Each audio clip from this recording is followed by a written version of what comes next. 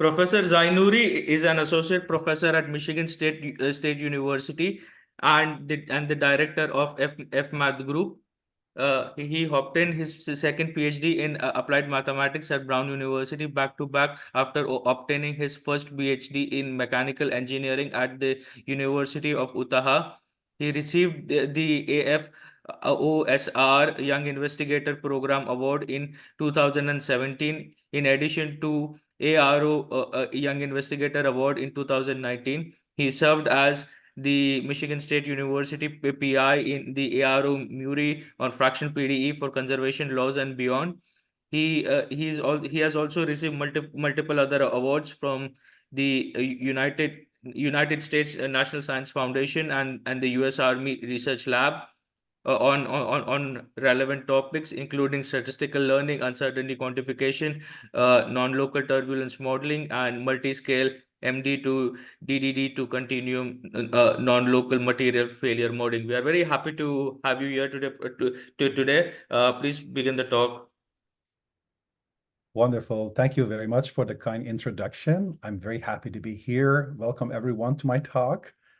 The title of my presentation is Fractional-Order Large-Eddy Simulation of Turbulence. And before I get started, I would like to acknowledge the organizer of these talks, Dr. Mehta and SISSA. Also, I would like to thank the support we have received over the past decade to make this line of research happening. I'm the director of the Fractional Mathematics for Anomalous Transport and Hydromechanics group at Michigan State University. I'm very happy and grateful to be able to work with this many of fantastic young minds, my former PhD students and my current members of the FMath group. The talk that I'm going to deliver today has three main parts. In the first part, I want to talk about from kinetics of scalar particles to hydrodynamic scalar turbulence. Before I enter this, I would like to motivate and prepare the ground and talk about some common language that I'm going to use throughout this presentation. In the second part, I want to just talk about a new theory we have developed recently, published in Journal of Fluid Mechanics, on a non-local spectral transfer model and a new scaling law for scalar turbulence that beautifully backs the model that we developed in part one. In part three, we extend this in the context of fluid turbulence, and we try to address a number of interesting issues in there and in the context of static and dynamic LES modeling. I would like to start my presentation with a fundamental question of why a scalar turbulence is never Gaussian. Gaussian, as a wonderful member of the Markovian processes, are memoryless. And there are a number of interesting features that we see on a daily basis in scalar turbulence that shows that this type of dynamics is anything but Gaussian. I think to address this question, I need to elaborate on a fact that power law effects would materialize at two distinguished levels. The first level would be the small scale motions, something that we can observe in Lagrangian trajectories. And these type of statistical features that we see in such trajectories are regarding intermittent signals, stochastic waiting times, and large jumps of particles. Well, we address them as statistical features. We can relate them to physical understanding of turbulence. For example, intermittency is always about spotty coherent motions or coherent structures. Or we have stochastic waiting times or long waiting times. It happens that we have eddy particles being trapped in a certain region of the flow. And then when we have large jumps, we see a wonderful, an interesting phenomenon we call backscattering, where small scale motions will energize the larger scale motion, which is counterintuitive. In a line of research done by one of my collaborators at Michigan State University, they have done quantum tagging where you can tag a particle and then see how where this particle goes. As you can see, this particles jiggles around and after some time experiences a large jump. This fluctuation of this particle in the local region sounds like a Brownian motion locally, but after experiencing such a large jumps, we observe that we have a different process that we say called a Levy random walk. And Lagrangian particle tracking data shows that we do have this type of anomalous jumps. So, and the entire dynamics will become different. The entire dynamics departs from something being very standard to something we call it anomalous process, an anomalous process. So this all happens at the smallest scale motions. The consequence of all that, all these three statistical features will scale up to something we say that would be observed at the continuum level. At the continuum level, we have non-Fourier, non-Fickian transport. And the corresponding probability densities that you obtain, they exhibit to have heavy tails, they are asymmetric, and they have sharp peaks. These are the fundamental backbone of the non-Gaussian processes that are happening in turbulence. So to elaborate more on that, I would like to talk about the bridging between physical qualities that we can find at a smaller scales, all the way to quantitative operators, mathematical operators that we develop and we, exercise at the continuum level. And for that to happen, I need to have some set of statistical physics qualities. I need to define a stochastic process that bridges between the small and larger scale motions, between a small Lagrangian motions and the continuum dynamics, and all the way the fluid limit models for the flow. For example, if we regard the standard diffusion, the quality of physics is normal or ordinary. The bridging process would be local, memoryless, for example, Brownian motion. And then we have a model form that we obtain at the continuum level. So we see that the consequence of this ordinary dynamics is the mean square of displacement is proportional to time. So it's linearly growing with time. And once we see this, then it's a fingerprint of Brownian motion. And Brownian motion tells us that in the limit, we can obtain from first principles by the central limit theorem, a partial differential equation that governs the PDF of all the cloud of particles. So if you are interested in understanding how a cloud of particles will be diffused in a standard way, in a normal way, their PDF, which is a representative of the whole collective dynamics, would be governed by this simple diffusion equation, which is first order in time and second order in space. And this parabolic equation describes the collective dynamics and the fluid limit dynamics of the flow. And now when we go from standard to anomalous transport, something interesting happening. And that is that the mean square of displacement is no longer following this linear growth, but rather we have a power law growth. What we have a whole bunch of different physics qualities, such as, we have retarded diffusion, subdiffusion, superdiffusion, accelerating diffusion, persistent, or anti-persistent processes happening. Whole bunch of different qualities just emerge when we study at the smaller scale motions. Therefore, the corresponding bridge between the small and the continuum level, the fluid limit of the flow, for the diffusion problem cannot be a Brownian motion because we see non-locality and we have memory effects. And therefore, we get a different model form. So the different qualities lead to different form of the models at the fluid limit. So you can see that, for example, here, Levy stochastic processes can tell us how we can go from this cloud of particles that are being dispersed in a different manner all the way to another partial differential equation, which is as short as this parabolic equation. However, the derivatives in time and space have been rendered fractional. So now we are dealing with fractional order in time and fractional order in space, derivatives in space.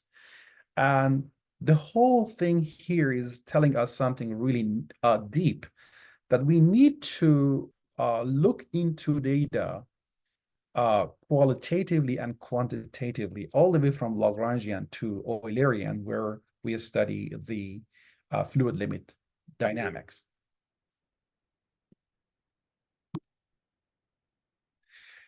I want to give you one example here for the scalar turbulence. This is passive scalar turbulence. We have a homogeneous yet anisotropic.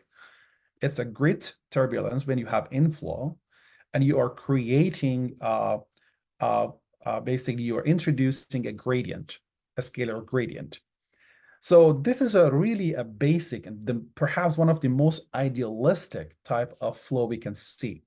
Everything else in nature is more complicated than that, but even in this idealistic flow that we are going to study, we see that velocity and scalar, which is here temperature, signals, and their derivatives exhibit those intermittency. And as a matter of fact, the intermittency in the scalar field would be even higher. If you look at the scalar increments of the whole process, eventually you see that the PDFs that you obtain are anything but Gaussian.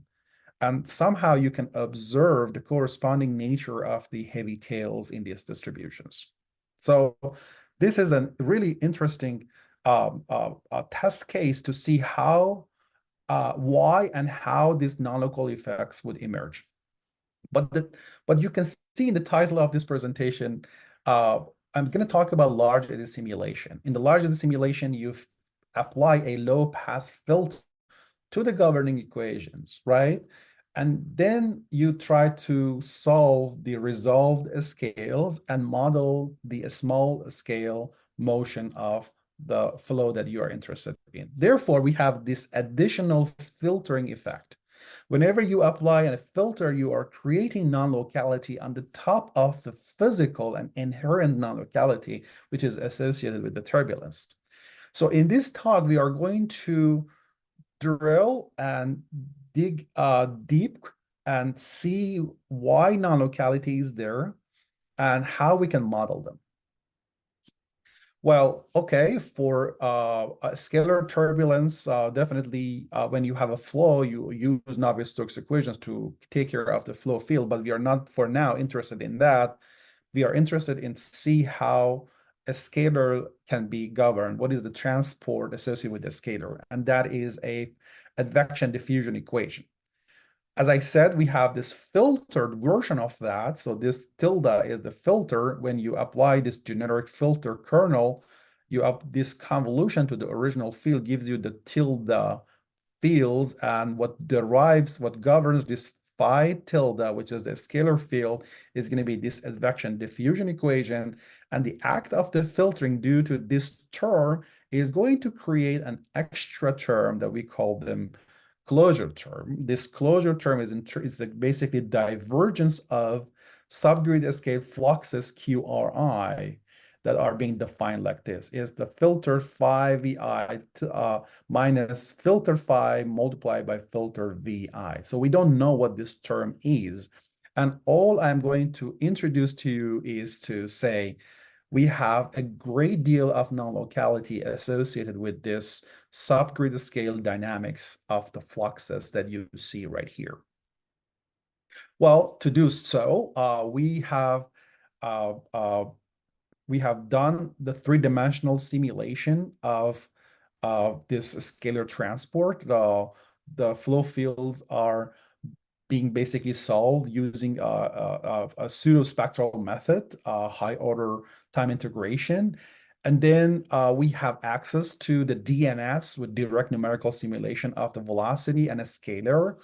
And now we want to understand the nature of the subgrid scale dynamics, okay? So it's kind of an inverse problem. We know the detail of the velocity field and the scalar field, and we want to understand what the closure term would look like to learn how to model that.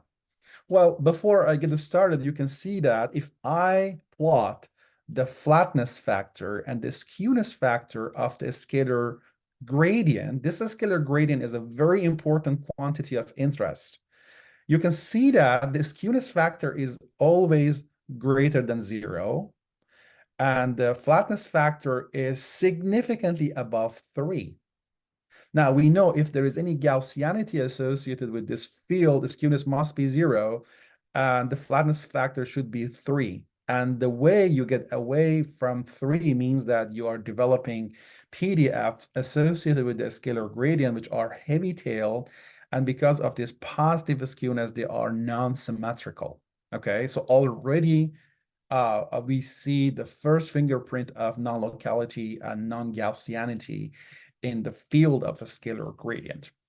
Anyway, so by doing all the simulations, we get all the by performing this low-pass filter on the DNS results for phi and v, we are able now to get these fluxes, this scalar subgrid scale fluxes that are being obtained like this. Now, what we want to do with them is something really interesting. One thing that we are interested in is to understand the evolution of the scalar variance. The scalar variance is basically the ensemble average of phi tilde. And you can see that I can use that advection diffusion equation, multiply both sides by phi tilde, and just, do the filtering, and you will get this equation for the scalar variance.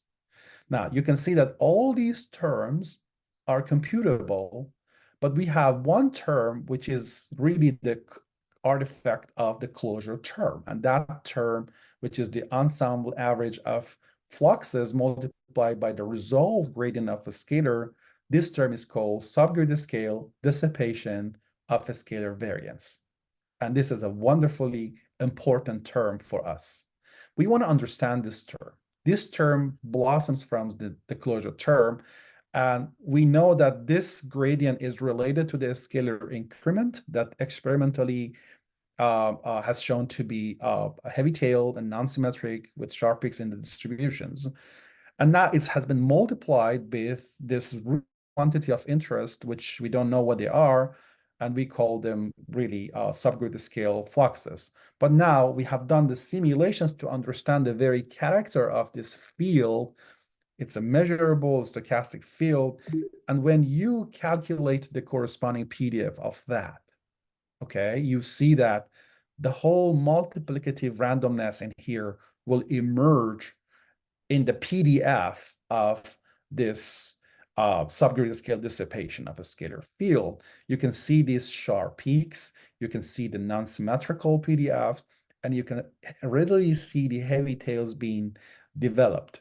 Therefore, you see that the scalar subgrid scale cascade means that this scalar variance is going to be transferred from large scale motions to small scale motions. And this variance is going to be experiencing a cascade dynamics from large scales to small scales, from a small wave numbers to large wave numbers. And readily we can see that this quantity of interest is anomalous. So, but we need to understand even more about that. What would be the connection between this subgrid scale fluxes and this resolved gradient of the scalar field? And to find this relation, we look into the correlation of these two fields. And beautifully, this correlation term gives us this term, and this term resembles really the last term in the last equation. And so this is a really nice quality that is telling us what would be the correlation between the resolved gradient. The resolved gradient are happening because at the largest scale simulation, things that you'll be able to resolve and simulate for. But these are the fluxes associated with the smaller scales. These are the subgrid scale dynamics. So you can see that we are making a connection between something associated with the small scales that you do not solve, but rather model. But here, these are the things that you have been resolving. So now you are making a connection between two ends of the spectrum, larger scales to small scales. And this correlation function allows us to explore that. Well, with the whole DNS results, we will be able to plot this correlation function. And what you see immediately that I can just, write this correlation function at different values of R normalized by the Kolmogorov length scale from 0 to 500 R over eta. So you can see that this correlation is significant over a significant range of distance, which really means that here, when R is small, you're talking about smaller scales. When R is too big, you're talking about larger scales. So the whole range of inertial convective subrange exhibit a huge amount of correlation. Let me put it that way. Okay.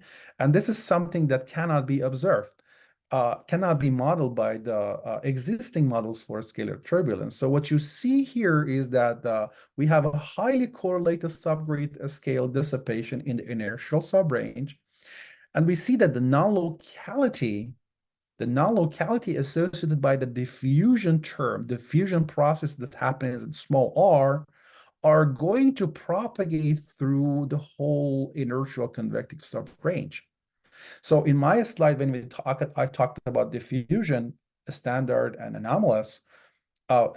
Diffusion is supposed to happen only at the smallest scales, but this plot and the DNS data is teaching us something really, really important, that notion of the diffusion in here associated by QRI are going to extend their correlation and effect all the way to large ratios of R over eta.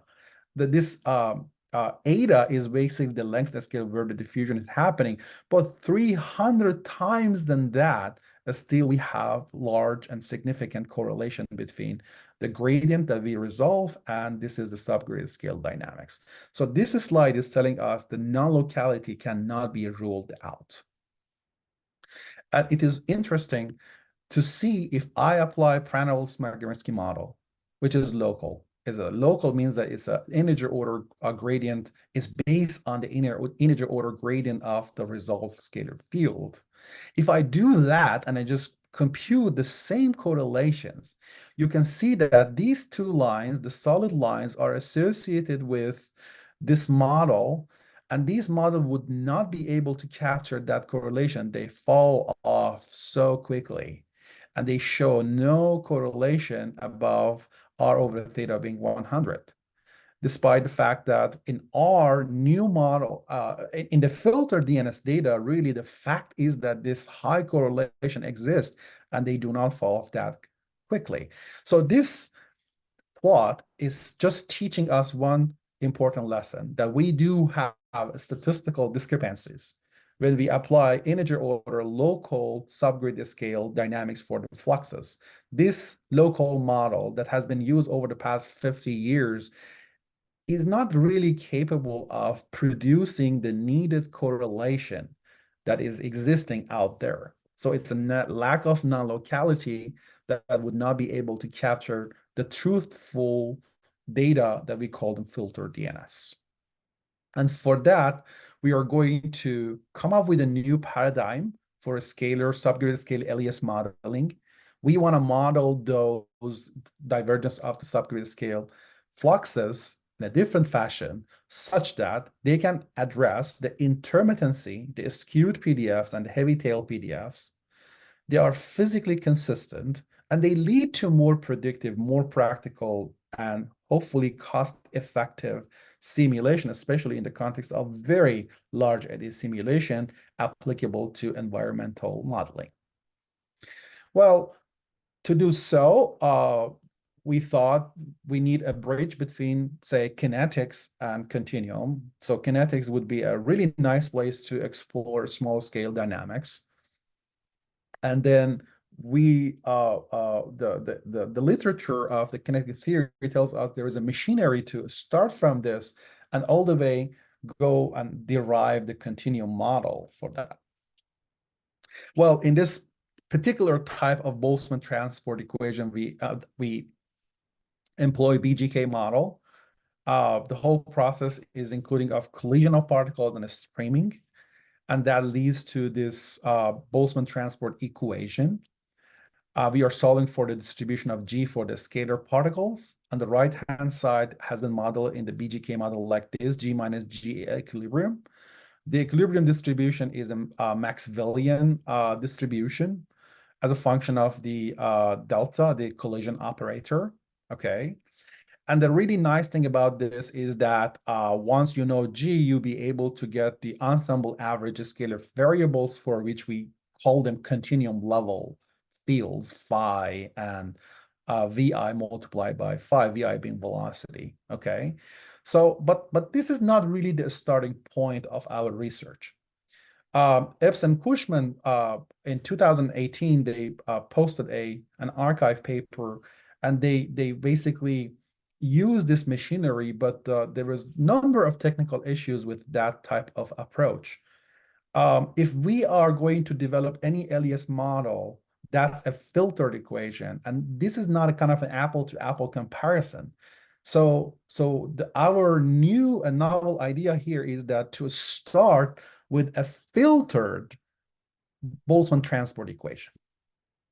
So if you filter using any generic filter here, this is the right model at the kinetics level that would allow you to, possibly derive any continuum model in which the subgrid scale dynamics has been modeled properly and by some rigorous mathematics starting from here, okay?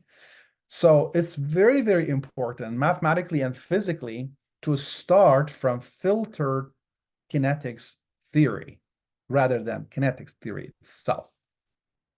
So if you use this generic filtering in the context of BGK model, the first thing that you realize is that this filter of the equilibrium distribution would not commute with the collision operator, okay? And somehow the task of closure modeling begins here. But we have interesting insights in our modeling paradigm. When you look at this filtered Maxwellian distribution, you see that it can be decomposed into multi-exponential functions, okay? And this multi-exponential function can be approximated with power law. So the proposition that we have in here, the difference between them, so somehow you are removing this as a mean, and then you model the rest as a stable Levy distribution given by this. Oh, sorry, this is the distribution. So this is the kind of the modeling part is going to be a power law that we put in here. So if you have this proposition, you can go back and just implement it on the right-hand side of the filtered Boltzmann transport equation. And this would be a fascinating approach because when you perform the Ansel average of this governing equation, you'll be able, after taking a number of steps, to derive this filtered advection diffusion equation that we started with. And in this particular case, the divergence of scalar fluxes will be derived to be a fractional Laplacian of the resolve alpha. So we are mathematically deriving a new large-Eddy simulation subgrid scale model for the scalar field to be a fractional Laplacian. And the fractional Laplacian is a model that causes superdiffusion. And superdiffusion, it means that when you mix your coffee with milk and you stir it, create turbulence, mixing happens really faster. So it's much, much faster than molecular action that you can see, for example, here. So due to the turbulence and due to the action of these large-Eddy simulation, we have a new mathematical operator that physically and mathematically addresses the super diffusive nature of the turbulence. And it's really nice in this very context because we can use Ritz transform to also, if you have access to the information to the right-hand side, you can represent the fluxes in terms of this Ritz transform, okay? And this is really handy because it allows us to do some interesting checks. And it's easy to see that it is rotation invariant and it is Galilean invariant. So these are two things that we always care about in LES modeling. There we go. So we have this new model. It's a non-local model. It's a fractional order LES model for the scalar turbulence. And now the only question is that how to get alpha and how to get d alpha. Well, to obtain that, we use this Ritz transform to, get access to these fluxes. And we use the very correlation function that I described using DNS data to see what kind of fractional order would allow me to match my simulation with the filter DNS. And here is something phenomenal happening, that with only one alpha, okay, only one alpha, and having filter length scale to be 41 or 53 times the Kolmogorov length scale, which is a really nice coarse LES grid. You can see that you'll be able to capture the DNS correlation all the way from 0 to the end. So with one alpha, we are able to reproduce all the correlation functions, something that fell off very quickly in the context of local models in such large filter length scales. So the low pass filter size here has been considered to be quite large, but still you can see that with one optimal alpha, by minimizing the distance between the correlation prediction by the model and the correlation that we obtain from the true DNS data, you'll be able to capture the whole dynamics, which is really, really impressive here. But even more, when you compute the PDF of, if you remember, we call this the subgrid scale dissipation of the scalar field. And this term, usually in the local models, will just predict this right-hand side PDF. As you can see, the green line, which is the standard Prandtl-Smagorinsky model, is not being able to capture the left-hand side of the PDF that is associated with backscattering. So backscattering, as I mentioned, is a physical mechanism where small scale fluctuations in the scalar field energize large scale fluctuations, okay? So, but you can see that in our model, we are able to see that our model is able to capture this backscattering PDF as well. And this is really, really important to see when you incorporate non-locality, then the very action of non-locality creates a bridge between small and larger scales, and subsequently you can see the effect of that in the PDF of the subgrid scale dissipation rate of the scalar field. And you can see right away the gift of the non-fractional model that we are introducing here is threefold. It captured the physical long-range scalar variance dissipation. It addresses the intermittency and the heavy tails of the distributions, as you can see on the right-hand side, which is even better the prediction of the green. So you can see that the green, our prediction, and the red, which is the truth, ground truth data from filter DNS, are matching much better. But also it gives us the backscattering, which is really a beautiful gift from fractional order modeling.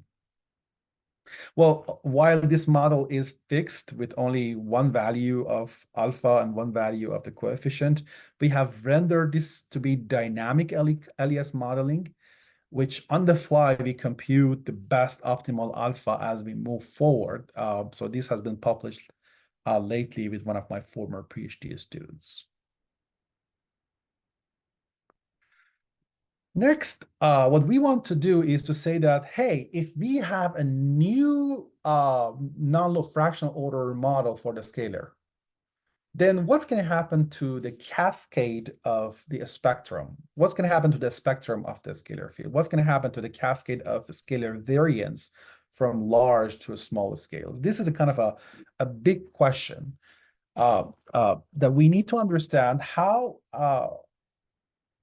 the existence of such anisotropy at larger scales that we show is going to create long-range interaction with the inertial subrange and all the way to the diffusion subrange. So if this is true, it must affect the cascade of the scalar field as well. And that was our basically uh, uh, the driving force and motivation to study this. And we developed a new non-local spectral transfer model and a new scaling law for scalar turbulence that beautifully matches with the data.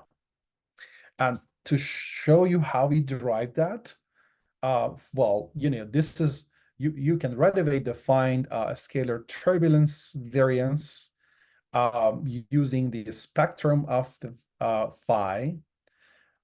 So this is going to be the integration of this spectrum with respect to k. So think of this as the area under the spectrum of the scalar field. So this is basically the variance of the scalar field. And by cascade of scalar field, I means exactly this quantity, how this quantity changes across different scales. And then the next thing is the dissipation rate of a scalar variance. So this is the kind of the scalar variance starts from larger scales and goes down. And we want to understand with what rate this energy will be dissipated to heat. Okay. And that can be shown by, it is shown by chi. And this is the second moment of the, say, a spectrum of the scalar field. And this is the molecular diffusion. So this is basically the definitions that we start our analysis with. And I hope that everything is quite crystal clear here. I want to understand how this is, what governs this and what the cascade of this one looks like, such that, and what rate this is going to be delivered to the diffusion model. So this is exactly goes back to the first 2-3 slides I started with. Now, to do so, k here is the wave number, is the Fourier wave number. And in turbulence, a small k means large scale. Large k means the small scales, okay? If k is a small, we are dealing with larger scale energy containing vortices, larger scale fluctuations, let me put it that way. If it's too small, very small fluctuations are those we call them diffusive subrange, diffusive actions, okay? And then anything in between would be the inertial convective subrange, okay? So they are not too big to, excuse me, to be called energy containing. They are not too small to be fitting the diffusion subrange. Okay, so this is the most important and fundamental concepts I need to tell you how we get the new scaling law.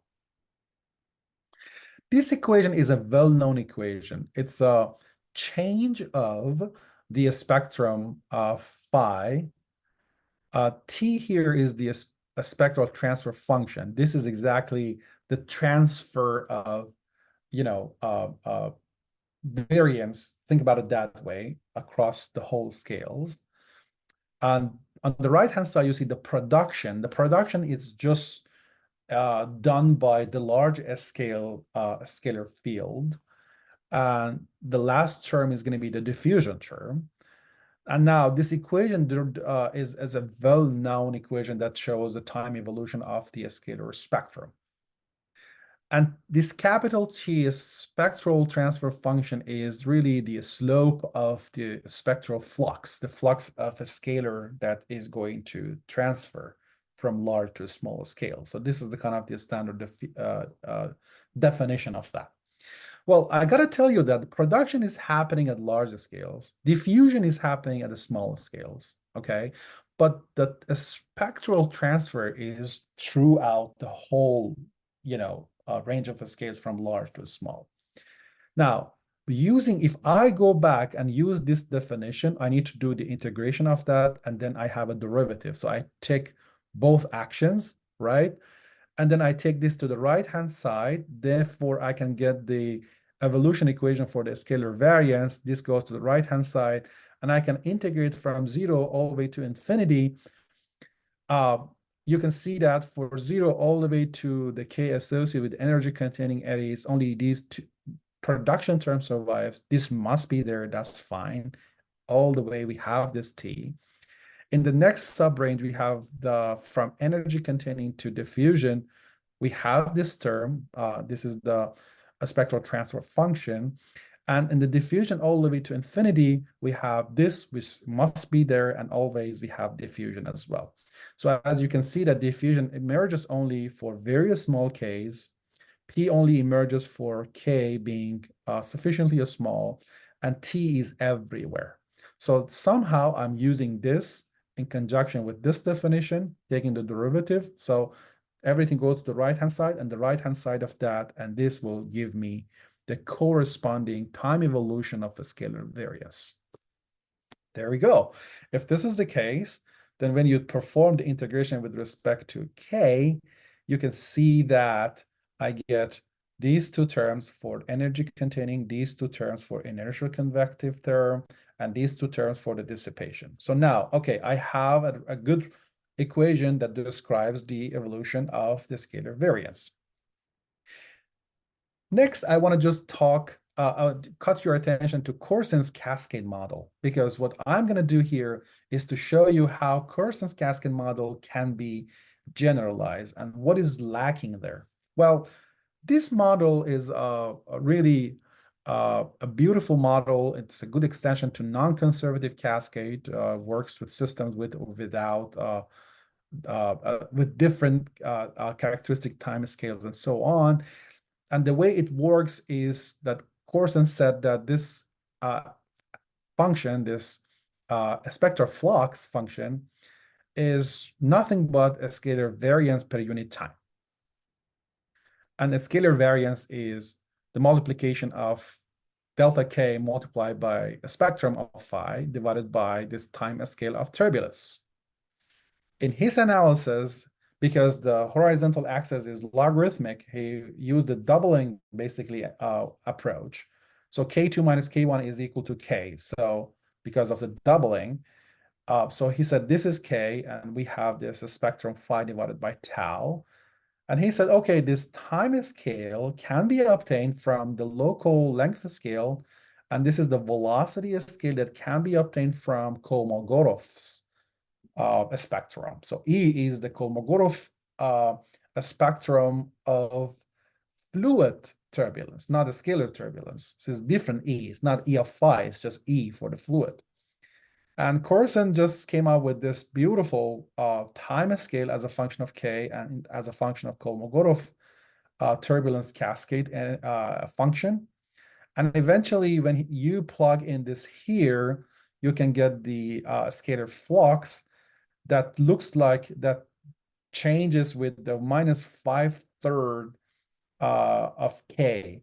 And this is exactly the same minus 5/3 law of Kolmogorov that he developed for fluid turbulence, but Corson also developed that in the context of a scalar turbulence.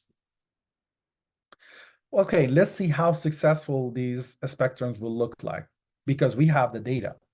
So this is the fluid turbulence data that we match against Kolmogorov's spectrum, k to the power of minus 5/3, and you can see that we have a really nice match over the inertial subrange, which is right here. This is a diffusion subrange. We are not expecting these to be a good in good agreement. This equation is only valid over here, okay? Now, when you look at the scalar field, this is Corson's a spectrum, which is really similar to what Kolmogorov obtained with the same power. We see that our time average spectrum is not really matching his prediction. It's a pretty nice approximation. But over here, we don't see a kind of a brilliant match between this theoretical spectrum and what we are supposed to obtain. And this is exactly where non-locality is going to be addressed. Okay. Now, what's happening? There is something missing, and this is a kind of the non-local and large scale correlation between the fluxes over here that I just mentioned about and the energy containing. This range has been affected non-locally. So the non-locality is going to be a game changer here. So why this is happening? Because the flow field that I'm looking into has large scale anisotropy in it. Okay. The isotropy that we had here for the diffusion will be affected all the way from the anisotropy that we have at the largest scales. As I said, this is really an idealistic case. In any practical problem, the level of anisotropy becomes even more severe. And we are showing that the large correlations are suggesting that these are going to affect all the way from here to here, and that will just change the diffusion mode. So diffusion is no longer standard diffusion, is going to be anomalous, but how to make it happen? We said, okay, well, the length of scale that Corson used was proportional to K inverse. So, but this is only local. We proposed that this length scale can be modified by incorporating this non-local effect. This non-local term is a constant multiplied by k to the power of 2 alpha, everything to the power of minus half. You can see as alpha approaches 0, this will just cancel out and we just recover the local regime. Now, only by changing this length scale and using Kolmogorov velocity scale, you will get a modified time scale that is now our local and non-local both incorporated. And by incorporating this tau into the flux a spectral function f, you obtain a new spectrum of phi, which is no longer k to the power of minus 5/3 because we have a new term. If alpha is 0, you recover k to the power of minus 5/3 as Corson predicted. And you can see that with one value of alpha and one constant right here, this spectrum is going to be matched to high fidelity filtered DNS data. So this is our newest scaling law, and this is really the consequence of having non-locality as a physics of turbulence over there. Okay, this is something that we are showing mathematically and statistically is there and needed to be addressed. For a long time, fractional calculus was just in hands of modeling, but it took us a long time to be able to perform larger scale computation with them. But now we can see that if you incorporate this non-local length scale, you will obtain the corresponding a generalized scaling law for the spectrum of the scalar field that really nicely matches the spectrum that we computed from data.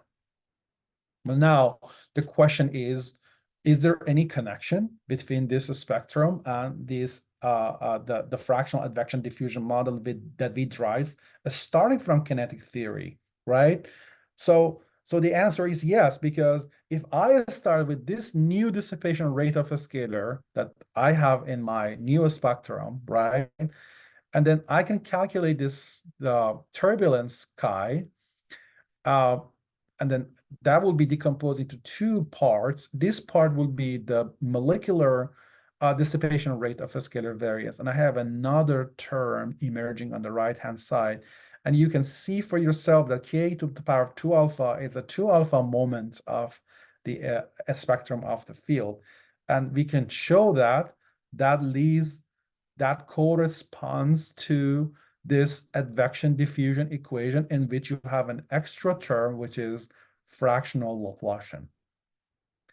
As you can see, ladies and gentlemen, I started purely by looking into the spectrum of the turbulence for the scalar field, and we obtained the very same fractional order advection diffusion model that describes the turbulence in the scalar field.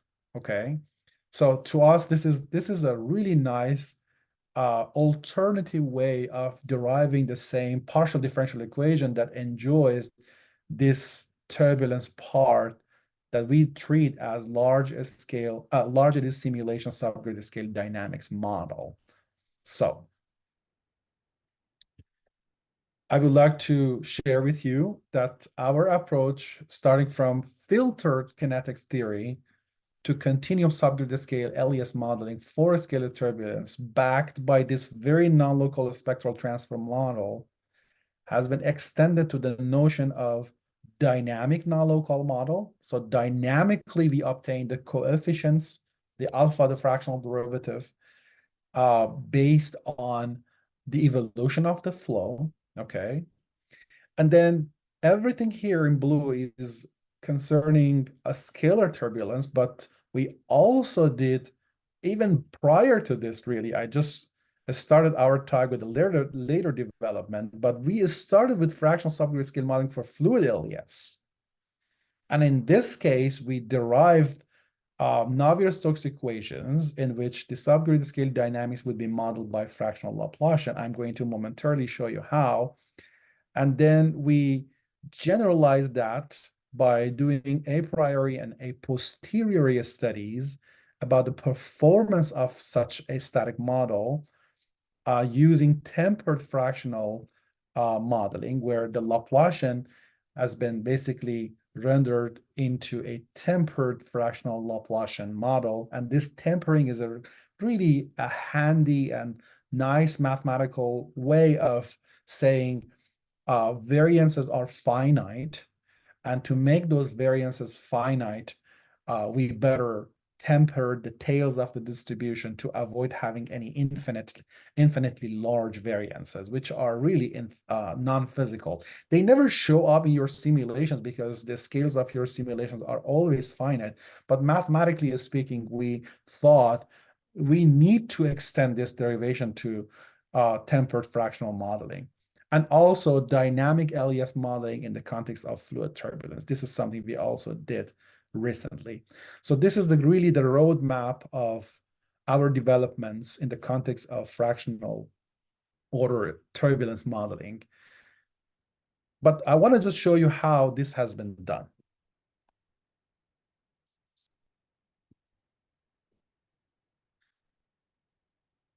You are welcome to explore this number of developments done by my past former 3 PhD students. There's no way I could cover all the details in here and all the tests that we have performed on high fidelity data.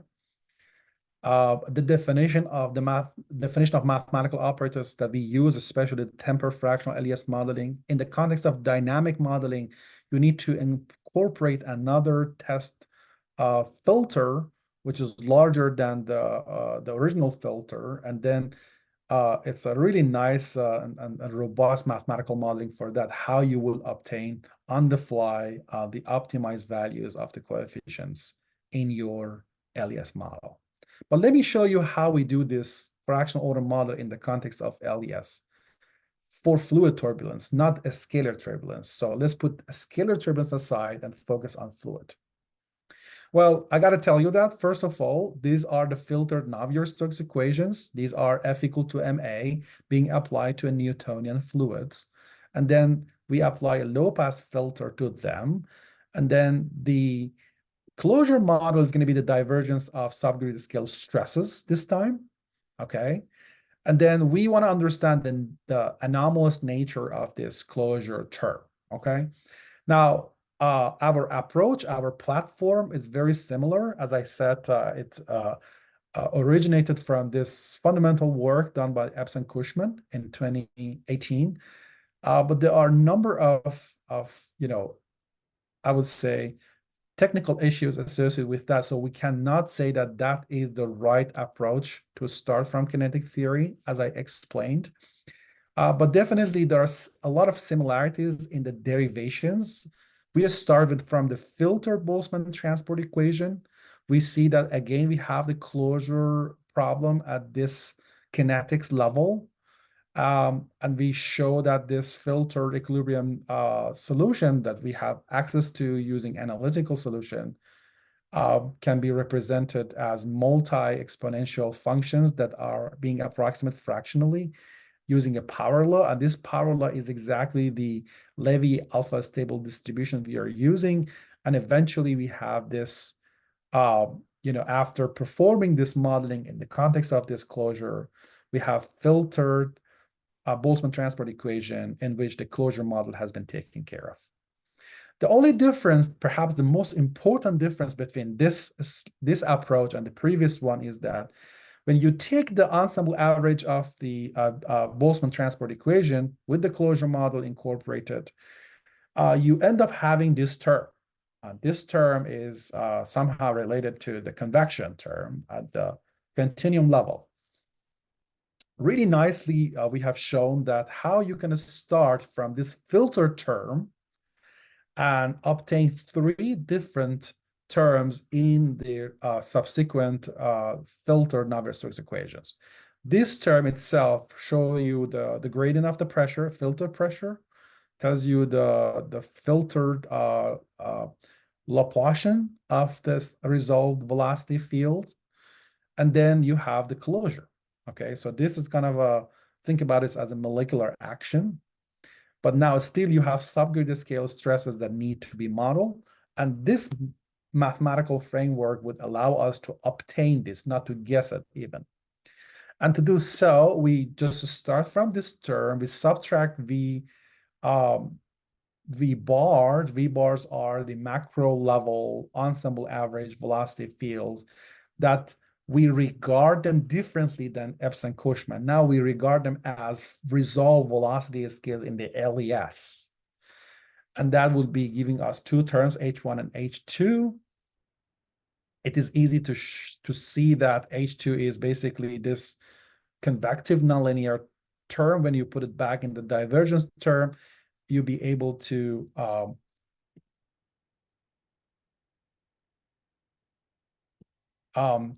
see readily this nonlinear convection term. So you keep it here, you take this term to the right-hand side. The right-hand side, now you are dealing with this term, right? This term, so now we can see the left-hand side of the resolved filtered Navier-Stokes equation, but we have this right-hand side, we need to figure out what this guy is.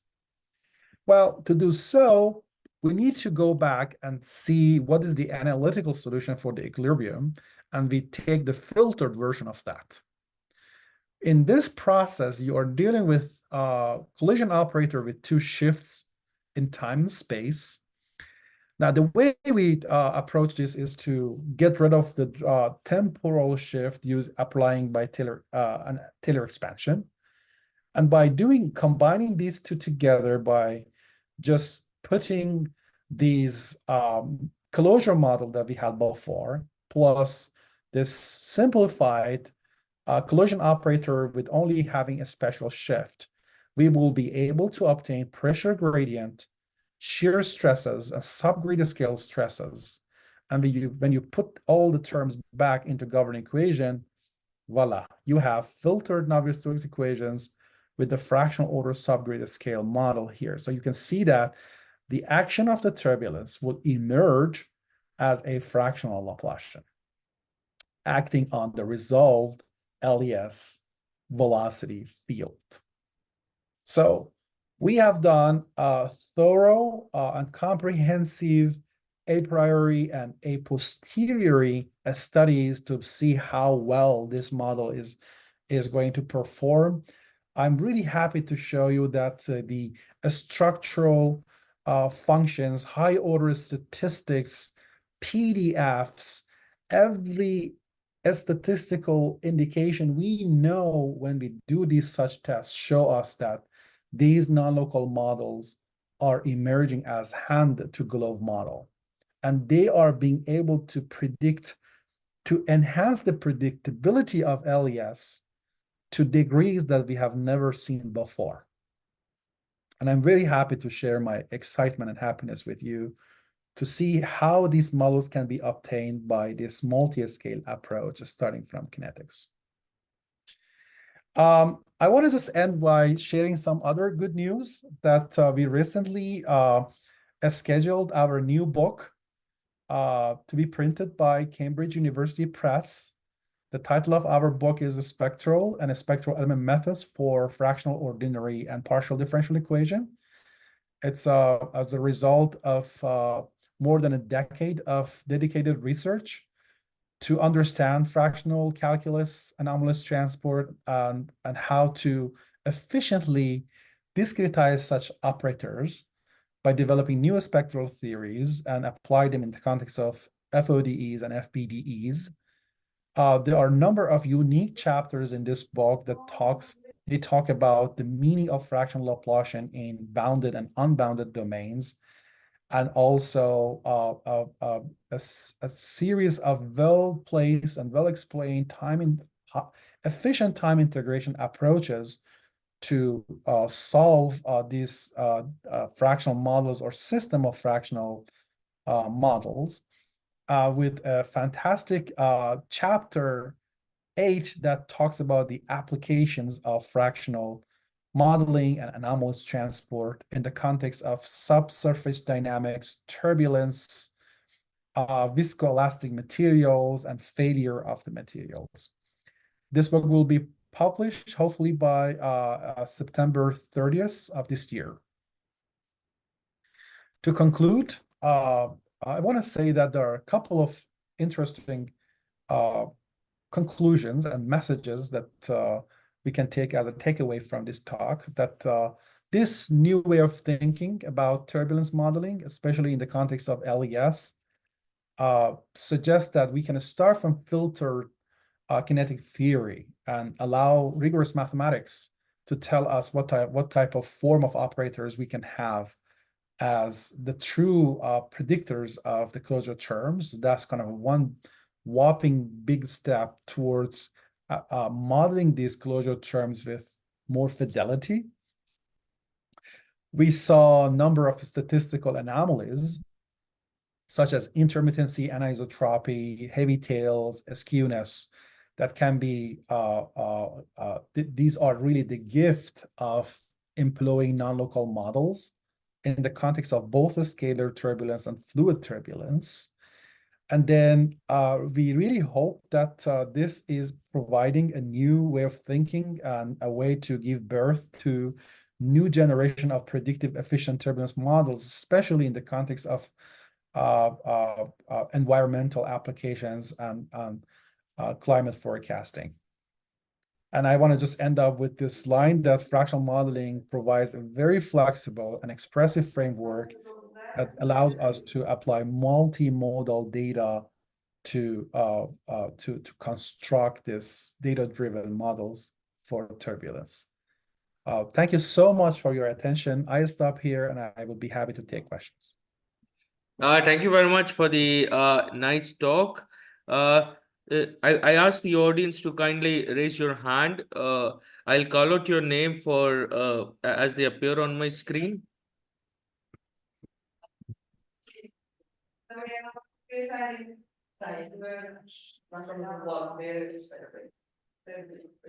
Okay, I don't see any raised hands, so I can ask a few rather trivial questions, if that's all right. Can you go to the plot of backscattering? Yes.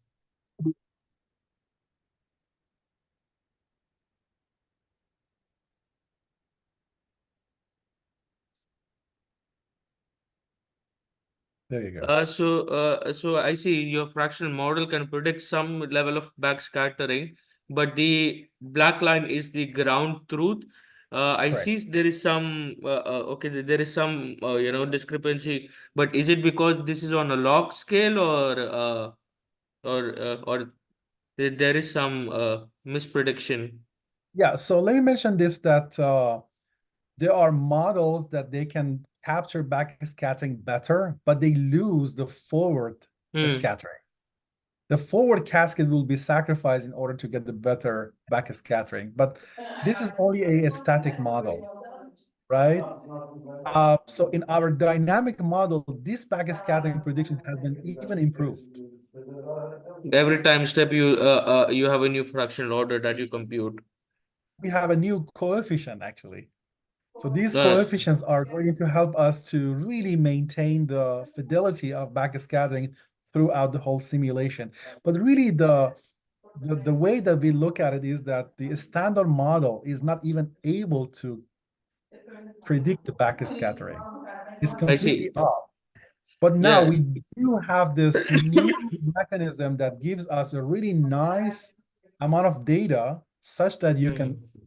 establish the left-hand side part of the PDF for the subgrid scale dissipation rate, which is Yeah, back. yeah.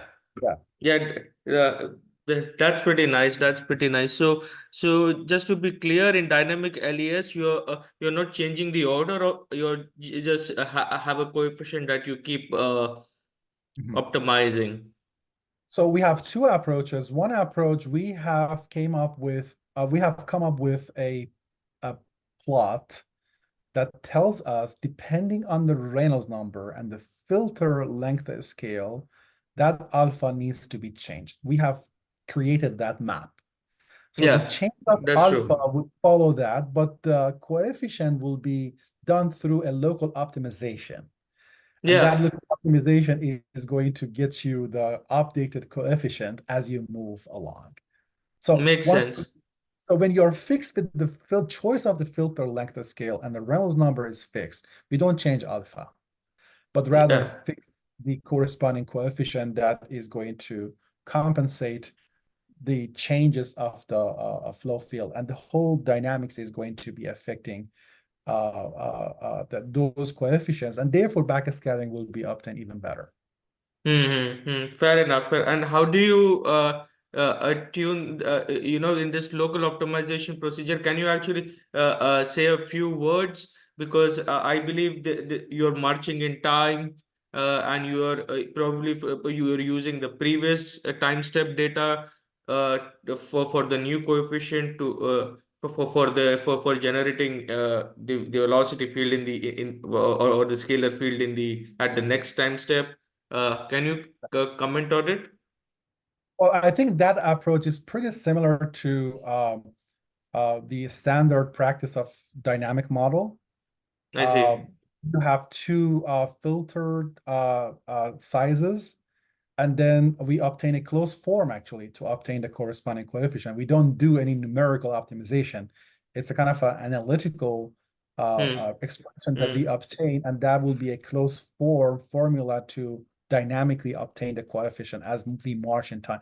We update that we update that coefficient as we move forward, but we don't perform computational optimization. We do it only once. Fair enough. Fair enough. Fair enough. Yeah, I understand that there was you have more work that because of time constraint you were not able to present it probably. So let me ask this. This was for some scalar quantity, but I understand you also have the same approach for velocity field as well, and you have already done the job. Is it correct? And it's almost Yeah, the high level idea is the same. Yeah. through three publications, we have done a priori and a posteriori tests to show how these fractional Laplacian subgrid scale models are performing in the context of the static and dynamic Hmm. Hmm. fluid turbulence LES models. Yeah, that was the okay, the early paper of So I Sami, didn't right? have time to show that, but if I show you the Yeah, how yeah. in comparison with the dynamic Smagorinsky model, for example, Hmm. the comparison is really nicely superior to the existing practice of dynamic model. You can show the reference. I believe you have a list of Yeah, references, right? yeah. So you can just So point to which reference it is. absolutely. So you Yeah, may go to the paper um, of Sami, right? Number eight, no, six. num number 8, number 6, I would say. Mm-hmm. Okay. And Okay, also, I would say number 4. okay, Yeah, okay. number 4, especially number Okay. 4. Yeah, okay. Yeah, I have to quickly mention that I quite enjoyed the idea. You started from three different things and then you were able to get advection diffusion type of equation, which was more or less the same for different things. So that was actually quite exhaustive work, which connected pretty much all dots. So I quite appreciate that. Any quick thoughts on anisotropy, or this can model anisotropy? So we did model the scalar results were anisotropic, actually. Okay. So it's what is the configuration? Is it like a more like a channel flow or something like that? It's a wind tunnel that you have you I see. introduce a gradient of the scalar and you are creating one direction of anisotropy. I see. I see. I see. I see. And now I know why did you had the picture of the wind tunnel. I see. Exactly. Okay. Okay. Sorry, I missed. I see there is one more question. Elena, please. Yes, thank you very much for the interesting lecture. And I would like to ask you, do you consider a stochastic approach to the turbulence? And is it possible to obtain some stochastic equations? So I think by stochastic equations, you mean a Lagrangian particle tracking approach, right? Yes. So something I didn't show here, we have done a whole Lagrangian version of our fractional model. So the way we do it is to come up with a Langevin dynamics driven by a generalized noise. Now, if you just, apply this to your field and represent the scalar field, we show the snapshots of the stochastic approach and our Eulerian approach in LES model. And quantitatively and qualitatively, they match each other, which really tells us there is a stochastic interpretation of the advection diffusion model that we obtain with closure terms. And that interpretation is that it corresponds to a Langevin dynamics driven by a Levius stochastic process, which means that you have two choices: either create all those trajectories driven by a generalized noise and get all the statistics, and you will converge in probability to the results that we have obtained using the Eulerian dynamics. So yes, there is corresponding to this Eulerian approach, there exists a stochastic approach, but you basically have a stochastic differential equation, a stochastic, say, partial differential equation in essence, that replaces that advection diffusion dynamics. So I hope that answers your question. Okay, thank you. Thank you. My pleasure. Do we have any more question? You may unmute your mic, or if there are any final comments or remark from anyone. All right, no. So thank you very much for Professor Zayernouri for the nice talk. We greatly enjoyed looking at your work. I think